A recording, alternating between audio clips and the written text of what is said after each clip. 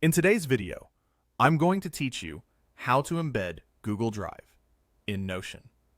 By the end, you'll know exactly how to pull your files, docs, and slides straight from Google Drive and display them cleanly inside your Notion pages, so everything you need lives in one place.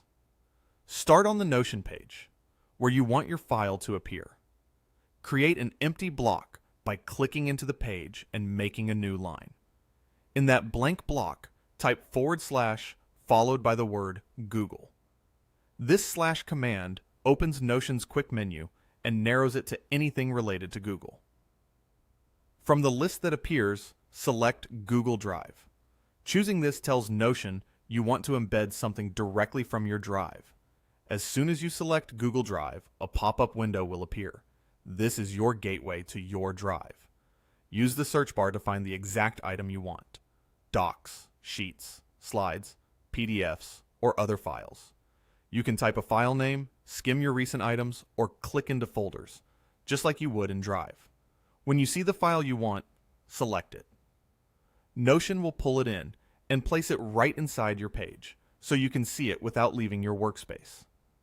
If it's your first time doing this, Notion will prompt you to authorize the connection between Notion and Google Drive. This is normal and secure. Follow the on-screen prompts to grant access so Notion can display your files. Once authorized, you won't have to repeat this step for future embeds in the same account. After the file appears, take a moment to confirm it looks the way you expect. If something isn't visible to your teammates, it usually means the file's sharing settings in Drive are too restricted. Adjust visibility in Drive so the right people can view it, and the embed will respect those permissions. Remember that Notion is simply displaying what Drive allows, so keeping your Drive settings tidy goes a long way.